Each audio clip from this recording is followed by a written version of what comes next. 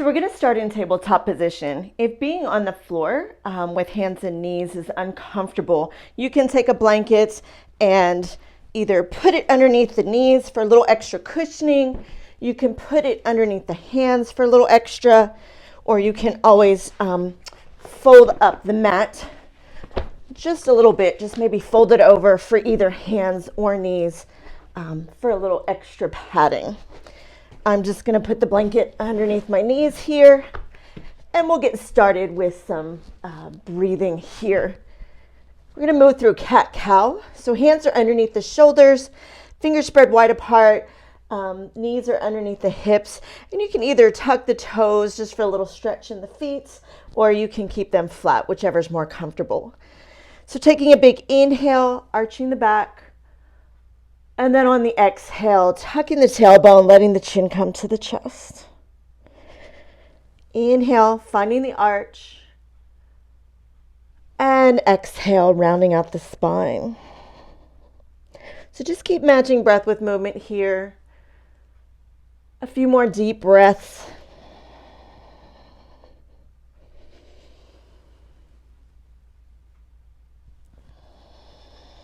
Let's take 2 more rounds of breath here.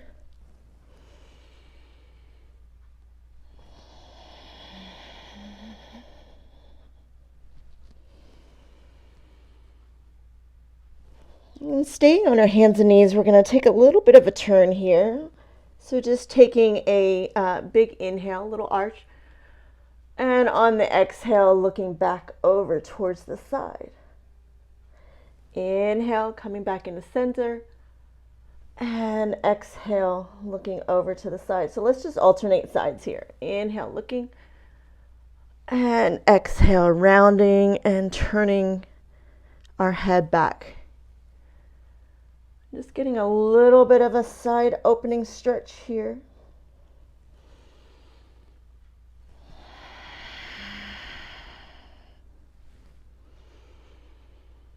And just keep flowing with the breath.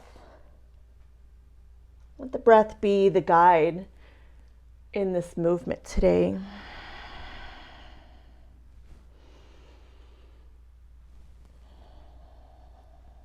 So last time here, inhale, arching, and exhale, looking out to the side.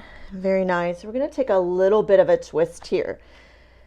So we'll just start very gently by just bringing one arm down, the elbow all the way to the floor, and maybe looking up to the side. Come back to center, and we'll take it the other direction. A little bit of a gentle twist. Let's try that one more time just like this. Each inhale, I come back to center, and each exhale, I take the twist. So if thread the needle is in your practice, you might even want to take this a little bit further, bringing the arm down, maybe even staying for another breath, and then coming back to center. If thread the needle isn't comfortable for you in your body, just continue bringing the elbow to the floor. And just do this a couple more times each side, whichever way you prefer.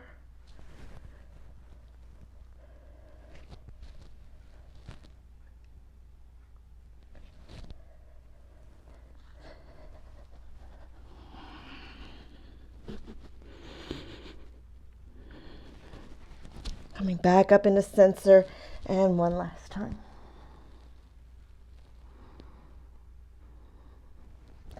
Perfect. Let's find a version of child's pose that feels comfortable in your body. So you might want to take the knees a little wider if a traditional child's pose isn't super comfortable for you, and bringing the hips back. I've got a chair here and a bolster nearby. So you can even take a chair child's pose here, resting the head, or a bolster or a block underneath. Just finding a nice rest. Arms can be out front, they can come down by your sides, whichever feels best in your body in this moment. And one more breath here, please.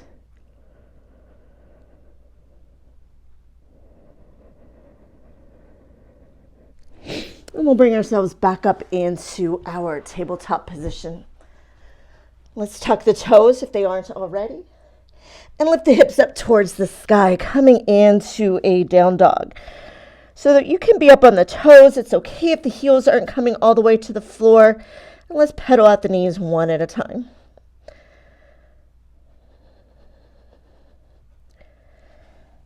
Maybe lift the tailbone a little bit higher.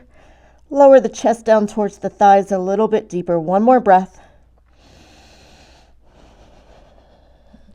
And then we're going to walk the hands back towards the feet, coming into a standing forward fold. Knees can be bent as generously as you like, and you can grab opposite elbows if that feels good. Maybe even swaying from side to side.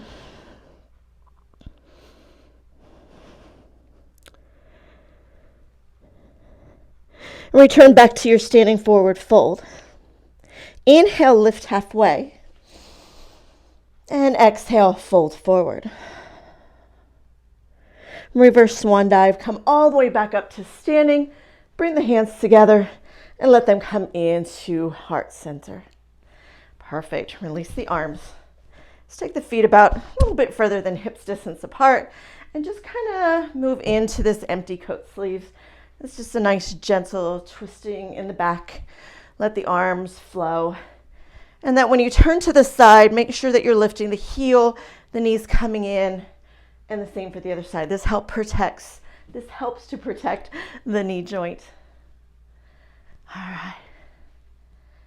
And then coming into center, this was one of my students' most favorite things to do. But inhale, bring the arms up, and on the exhale, drop forward. So maybe you inhale through the nose. And on the exhale, out the mouth. One more time, just like that. Inhale, reaching up. And perfect. We're going to take the feet a little bit wider, coming into a standing wide-legged pose.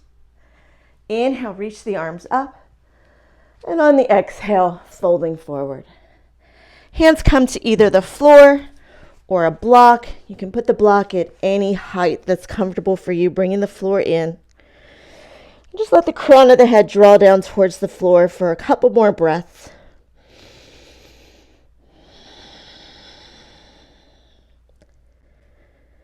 And we're going to walk the hands over to the left foot. You can bring the block with you if you like. Hands can rest on the block, or maybe they rest on the leg, the ankle, the feet.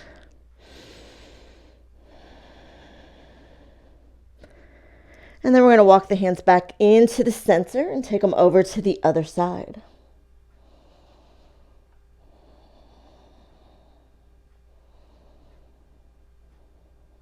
With the next inhale, come back into center. Bring the hands to the thighs, bend into the knees, and come up into your goddess pose. Bring the arms into a nice cactus arms here. Bring the elbows as far back as you are comfortable. Take another couple breaths. Maybe if you want to work in a mudra here, that's always an option. Lots of different mudras we can bring into the practice.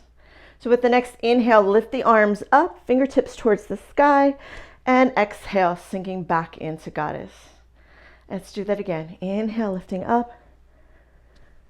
And exhale, lowering it. If you want a little bit more extra, I'm going to bring my feet just a little bit closer.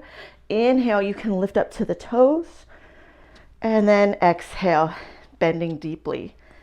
All right, I'm going to turn and face the chair because I'm going to show you how we can ease into a squat. So maybe the knees are a little cranky this morning, or maybe a deep squat isn't comfortably in our practice. So you can stick with the goddess pose, which is just a higher squat. Or we can just use the chair to start lowering ourselves down and finding a safer position. You can also bring a block in or a couple of blocks, make a little bench. If you want to sit down and be supported in the squat, you can even sit in a chair and put the blocks underneath the feet. Or maybe a full squat is in the practice today. And just feel free to kind of rock back and forth, lifting one heel, and then the other, just getting a little bit more movement into the hips and making it a little bit more comfortable. So just staying here for a couple more breaths. Maybe the hands come here. Again, you can find a mudra that feels good to you. Maybe you want to work in another twist here or there. One more full cycle of breath, please. And then we're going to come down to a seated position, and you can either flop down into your seat or just gently bring yourself down. Let's take the feet wide and just taking the legs out as wide as you're comfortable. If you want to see if you can get a little bit more range of opening here, you can scoot your bottom up a little bit further. And I always like to give the ankles a little bit of extra attention here. So some pointing and flexing with the toes is good. Maybe some circles. And then we're going to just tick-tock from side to side. Opening up the hips a little bit deeper. Maybe not a full side bend, but just getting some gentle motion. And then I always like to throw in a full torso circle here too. Big round and round.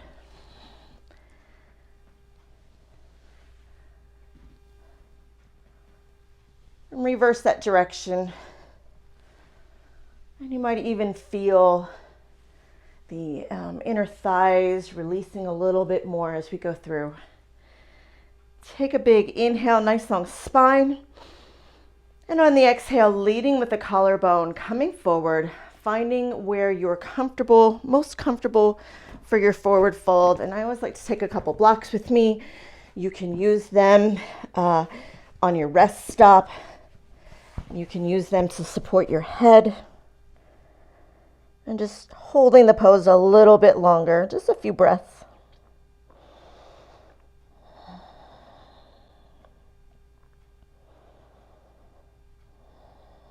One more full round of breath here, please. And then inhale, bring yourself back up to sitting upright. And let's go ahead and lean back onto the hands. Bend the knees, feet planting on the floor, and just windshield wiper from side to side.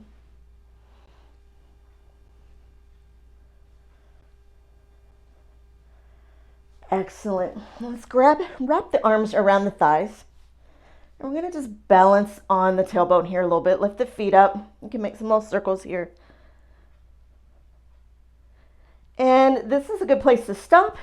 If you want to come into a full balancing pose, maybe a boat pose, it's completely up to you. And then when you're ready, coming back into your seated position, let's roll out the shoulders. Big shoulder rolls here, go in the other direction.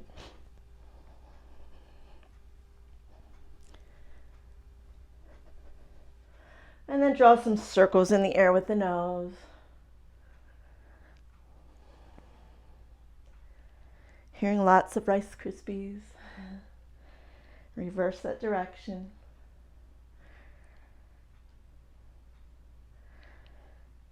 And then bring the head back into center.